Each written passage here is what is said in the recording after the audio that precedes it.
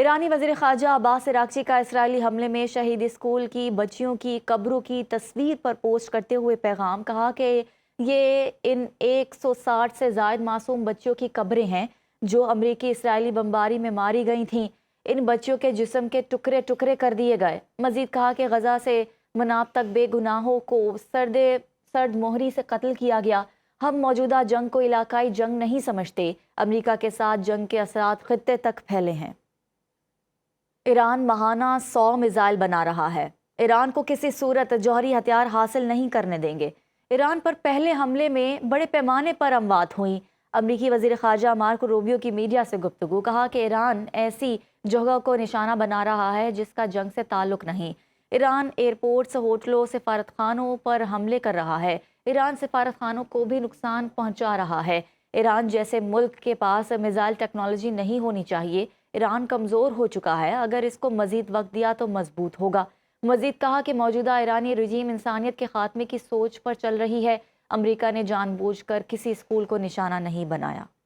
قطر کا دارالحکومت دوحہ ایک مرتبہ پھر دھماکوں سے گونج اٹھا۔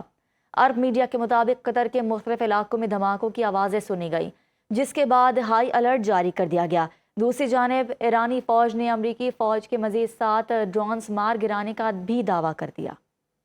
قطر کی مسلح افواج ہر بیرونی خطرے کا بھرپور جواب دینے کے لیے مکمل صلاحیتوں سے لیس ہے۔ وزارت دفاع نے اب تک ایرانی حملوں کی تفصیلی رپورٹ جاری کر دی۔ مجموعی طور پر 101 ballistic missile, 3 cruise missile, 39 drone اور 2 Su-24 لڑاکا طیاروں سے حملہ کیا گیا۔ رپورٹ کے مطابق قطر کے دفاعی نظام نے 98 بیلسٹک میزائل، تمام 3 کروز میزائل، 24 ڈرون اور دونوں Su-24 طیاروں کو کامیابی سے روک لیا۔ ایران کے سپریم لیڈر آیت اللہ خامنائی کو کیسے نشانہ بنایا گیا؟ مزید تفصیلات سامنے آ گئی ہیں۔ آیت اللہ خامنائی کو نشانہ بنانے کے لیے اسرائیل نے تہران کے ٹریفک کیمروں کو بھی ہیک کیا اور ویڈیوز خفیہ طور پر تل ابیب منتقل ہوتی رہیں۔ برطانوی اخبار کے مطابق پاستور اسٹریٹ پر محافظوں اور ڈرائیورز کی نقل و حرکت مسلسل نگرانی میں رہی۔ مخصوص کیمرے سے کمپاؤنڈ کے اندرونی معاملات اور پارکنگ پوائنٹس کی نشاندہی کی گئی۔ التور تھرمس کے ذریعے سیکیورٹی اہلکاروں کی طرز زندگی، ان کے رہائشی پتہ اور راستے معلوم کیے گئے۔ رپورٹ کے مطابق اسرائیل اور CIA کو خامنائی کی میٹنگ کے وقت اور شرکاء کی پیشگی اطلاع تھی۔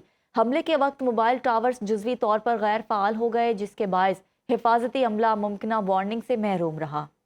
امریکی صدر ٹرمپ نے جلد ایران پر بڑے حملے کرنے کا اعلان بھی کر دیا۔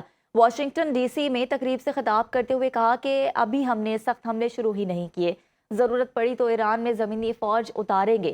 صدر ٹرمپ نے کہا کہ ایران جلد ایسے میزائل بنا سکتا تھا جو امریکہ تک پہنچ سکیں۔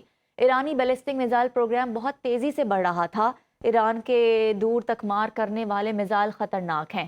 امریکی صدر کا کہنا تھا کہ ہمارے اہداف واضح تھے، پہلے ایرانی میزائل پروگرام کو ختم کرنا تھا۔ ایران جوہری ہتھیار نہیں رکھ سکتا۔ ہم نے 10 ایرانی بحری جہاز تباہ کیے۔ جنگ 4 سے 5 ہفتے تک جاری رہ سکتی ہے۔ ایران کا اسرائیل پر خیبر میزائل سے حملہ، اسرائیلی وزیراعظم نیتن یاہو اور فضائیہ کے سربراہ کو نشانہ بنانے کا دعویٰ۔